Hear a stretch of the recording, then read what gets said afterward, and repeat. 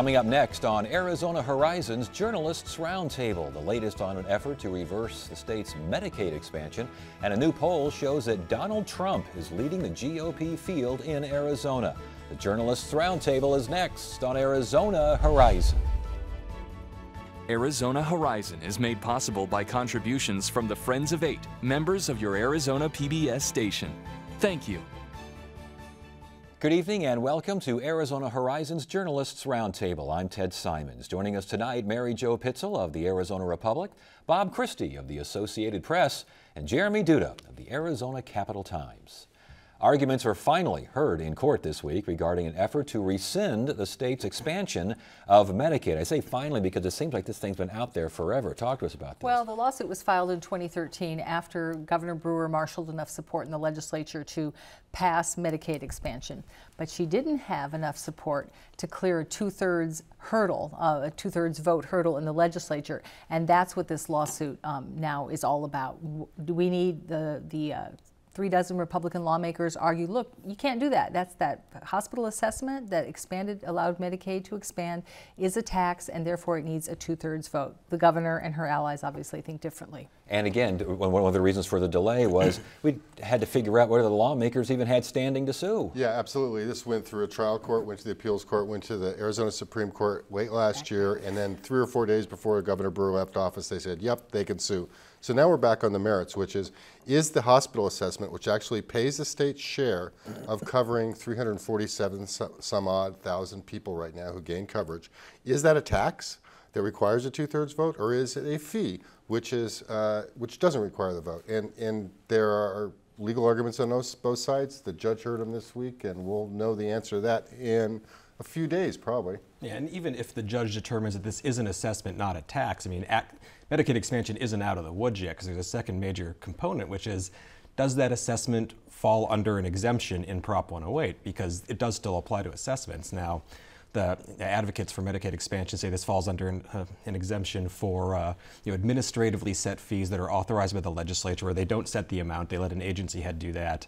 But there's a separate section that says, Prop 108 does apply to that, and there are some arguments in court as to what exactly do these two things mean against each other. And Christina Sandifer, the lawyer from the Goldwater Institute, argued that what this basically means is you need that two-thirds to initially authorize it in the legislature, but once it's authorized, whoever has the authority to set that fee doesn't have to go back every time they want to use it. Kind of like the Board of Regents. They had their authority to set tuition set a long time ago, but they don't have to go back and get new authorization with a two-thirds vote. Kind of grandfathered in other words. But regardless of what the ruling is, and Judge Douglas Gerlach sort of acknowledged this as he closed out the court hearing yesterday, he said, look, we all know that as soon as I'm issuing my ruling, you guys are going up the street, meaning to the Court of Appeals, and then ultimately on to the state Supreme Court. And he did have probably the most memorable line of the day, where he said, my ruling will really have no more, something to the effect of no more import than a spring training games outcome. So it won't be over after this ruling. It'll just start the next round of legal fights. And the judge has a sports background. He used to be involved in sports and was, I believe, a color analysis for the old Phoenix AAA team. So. Oh, the Firebirds. Yeah, it's that Gerlach. Huh? Yeah, oh, my goodness. That's what my colleagues at the. I think I remember the name. Yeah. Why? But okay, I've got sidetracked there for a second. But the argument is interesting from the Goldwater Institute, because what they're saying is, if every time an agency decides that it wants to spend more than the legislature thinks it should, if you always go around this Prop 108 requirement of a two-thirds majority, what good is Prop 108? Yeah, they argued this. I mean, it basically renders that meaningless. There's a very easy backdoor around it. You just say, hey, you have the authority to do this. Maybe hint, hint. Hey, we'd really like to raise approximately this amount. And what this provision says is Prop 108 applies to the imposition of any new state fee or assessment, or the authorization of any new administratively set fee.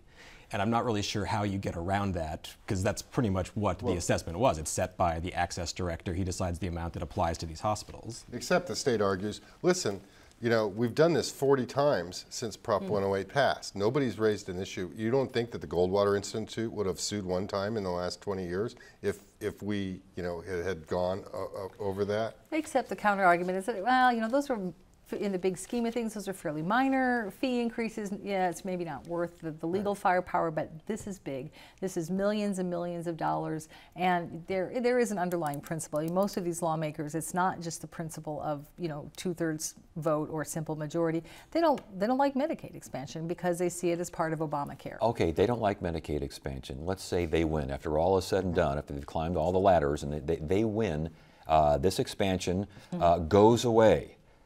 What's next? What happens to these 340 some odd thousand folks that have insurance that will lose insurance? Well, initially they lose it, and then it would be up to someone in the legislature to try and repass the 2/3 vote. But I don't know who's going to do that. Remember the last time when they eked out a bare simple majority, that was with Brewer leading the effort extremely vigorously. I mean, she put everything on the line for that. Doug Ducey is not going to do that. I think we can all safely predict, and I don't know how much support he would really find in the legislature to do so, even if he wanted to. Do you have an initiative backed by the hospitals? I mean, the hospitals were screaming for this.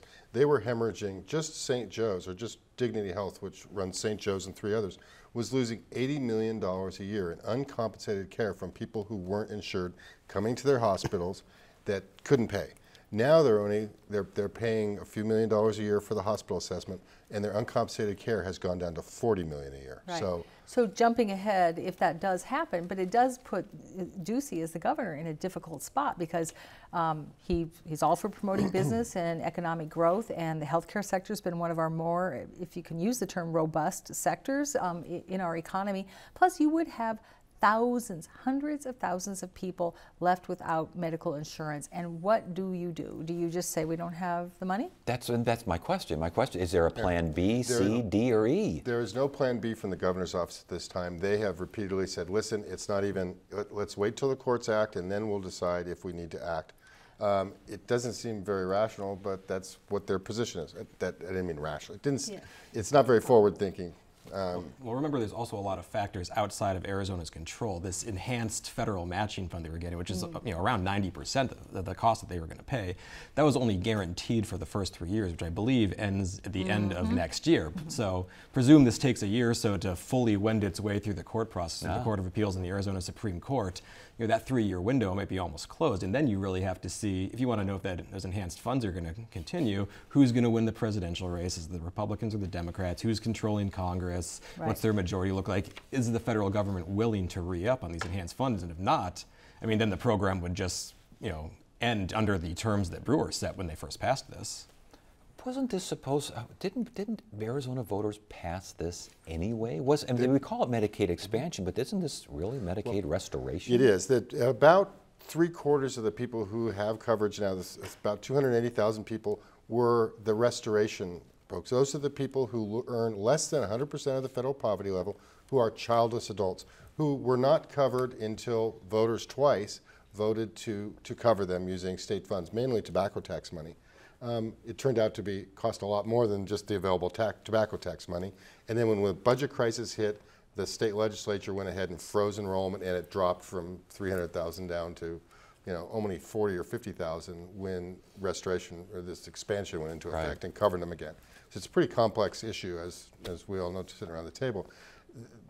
The problem is these people who earn less than 100% of the federal poverty level, they're the people who really need health care. They're the very poor, they're the disabled, or they're the homeless.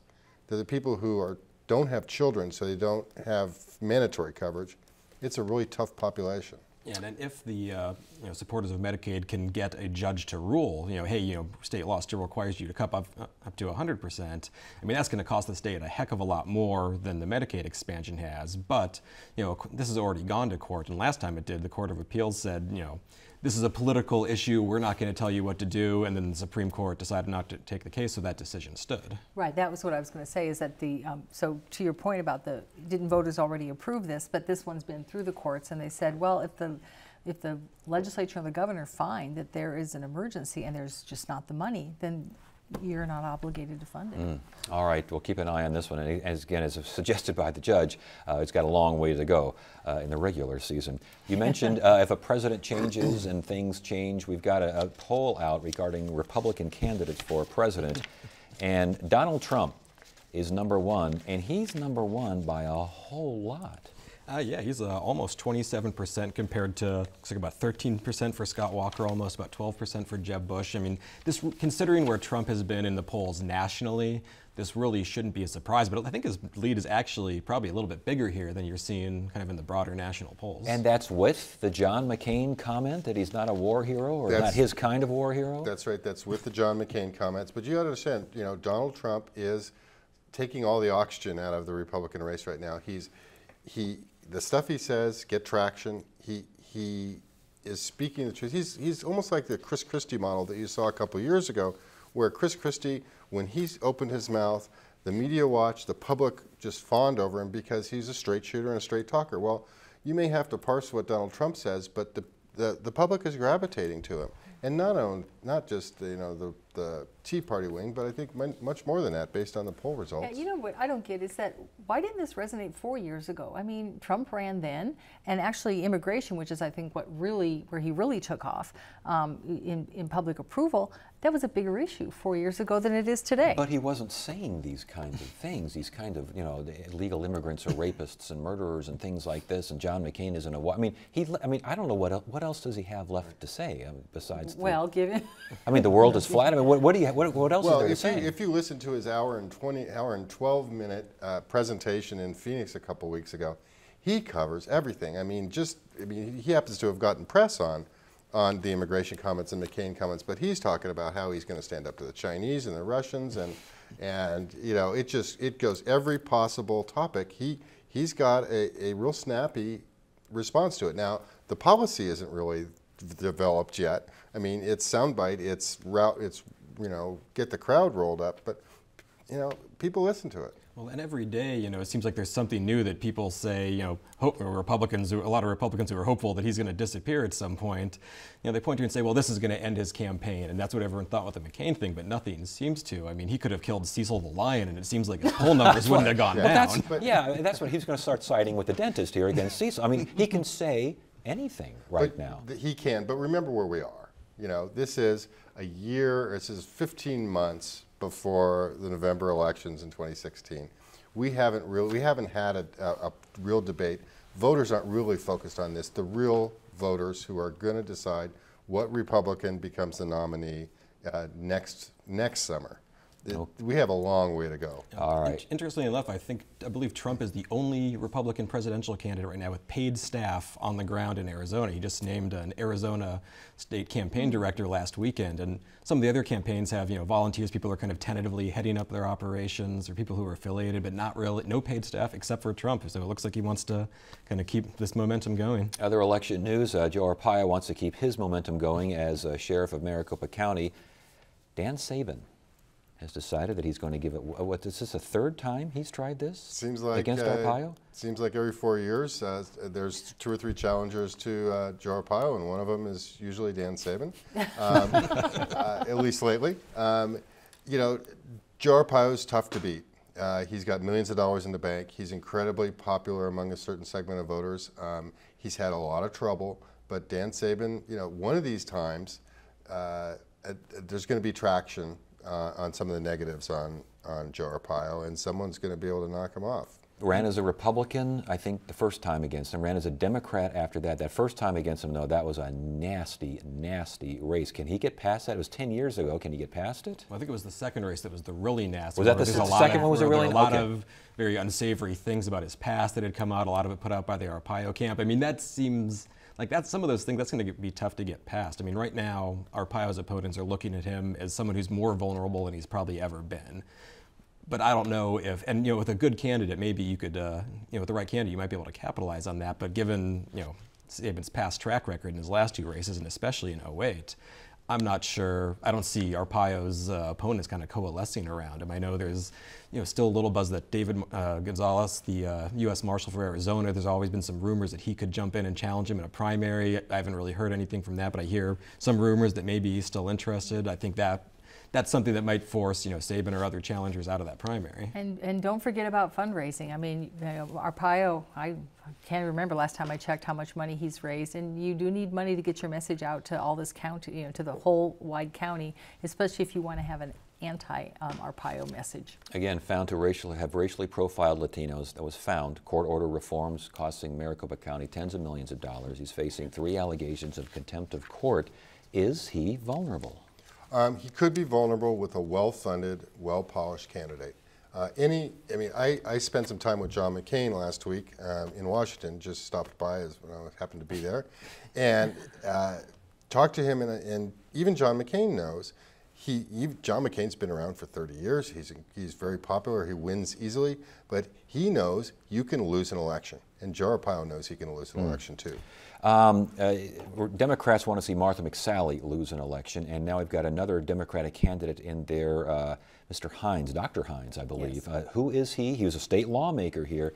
Talk to us about that race. Yeah, Matt Hines served 2 terms in the House of Representatives from Tucson, left, got a job in the Obama administration at Health and Human Services, helping to roll out the Affordable Care Act and explaining provisions of that act mostly to health care providers, so he dealt a lot with other fellow doctors. He is a doctor in Tucson. He ran, this isn't his first rodeo for Congress, he ran against Ron Barber when Barber was running right after Giffords vacated her seat, and he got pounded by Barber. His message, though, was that Ron's fine for the interim, but really I'm the candidate for the future. Well, in a way, Barber served about 1.5 terms, and he's out, and Martha McSally's in. So Democrats are rushing to fill that seat. And would go against Victoria Steele in the primary. Talk to us about that.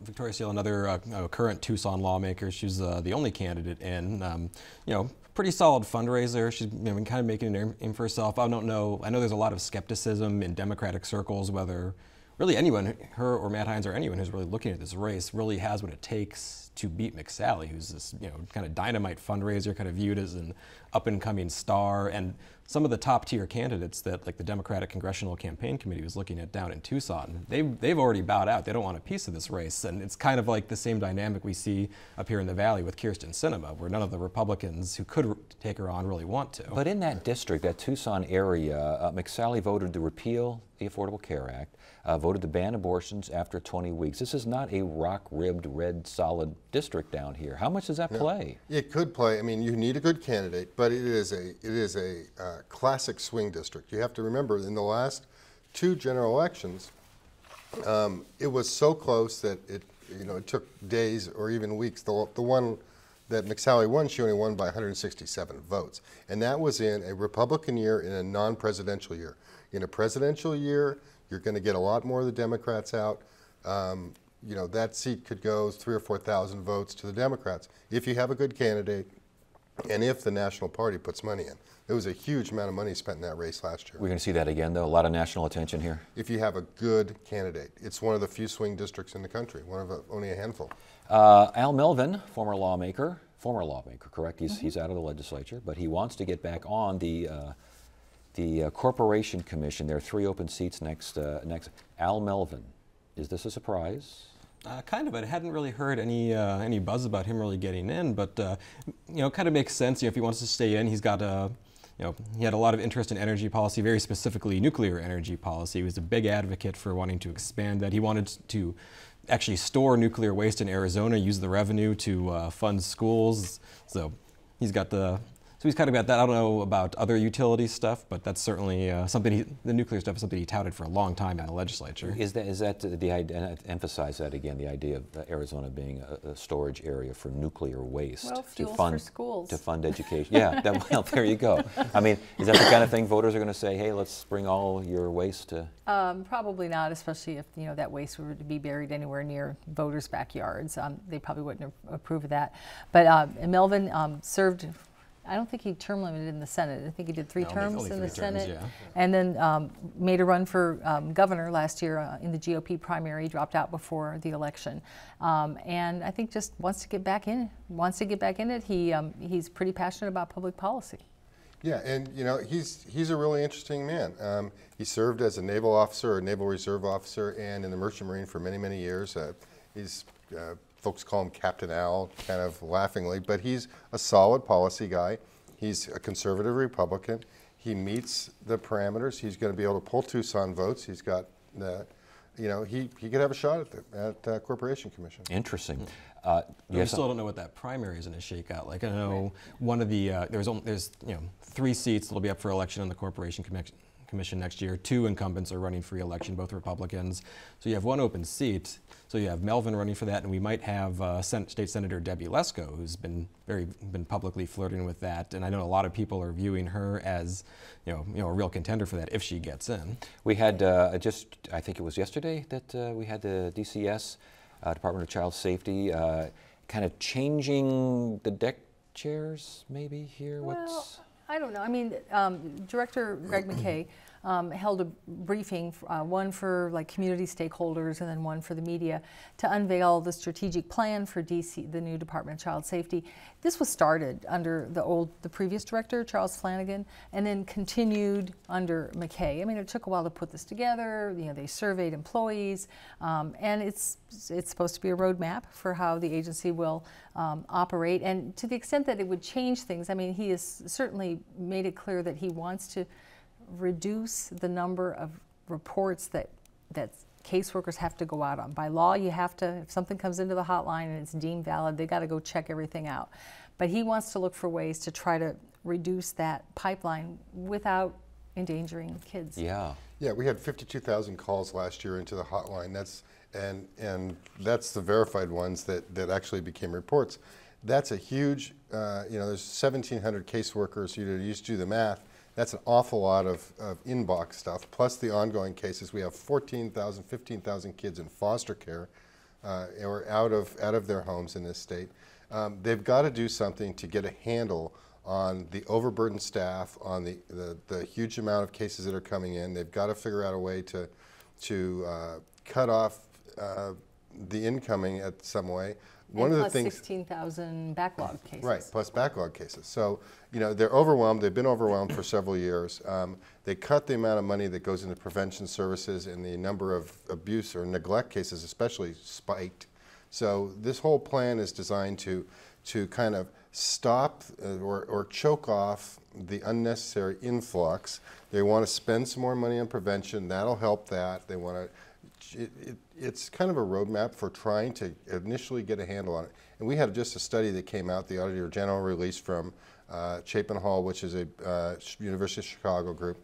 They put out like a 20-page audit of the department that said, these are things you need to do. This plan follows that fairly closely. Interesting. So they did take that audit plan and pay attention to it. Yes, and recommendations from staff.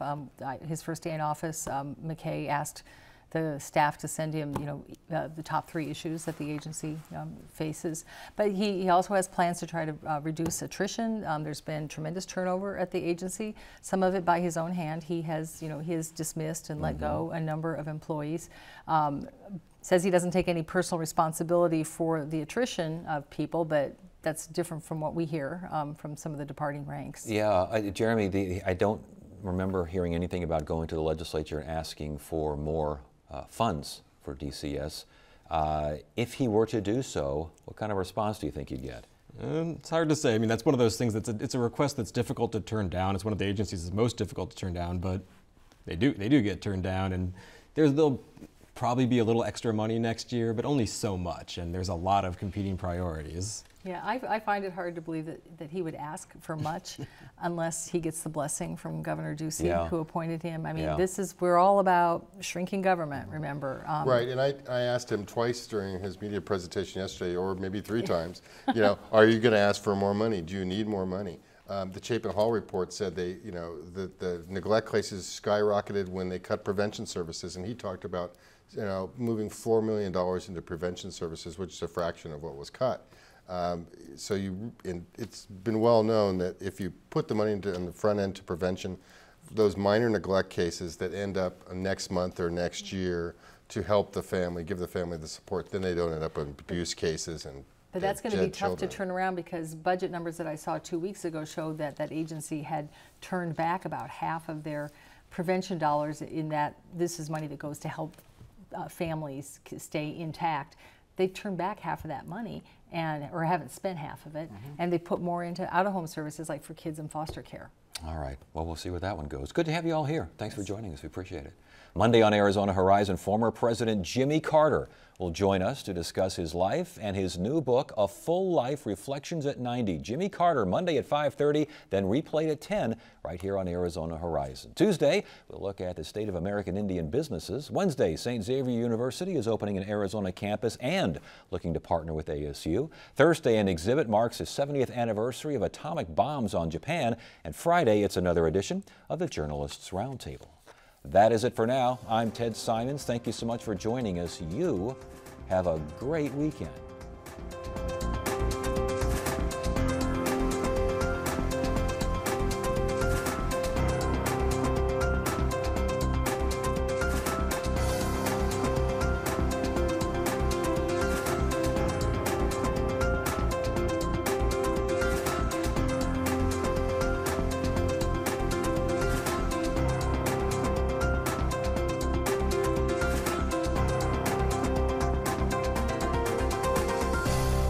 Arizona Horizon is made possible by contributions from the Friends of 8, members of your Arizona PBS station. Thank you.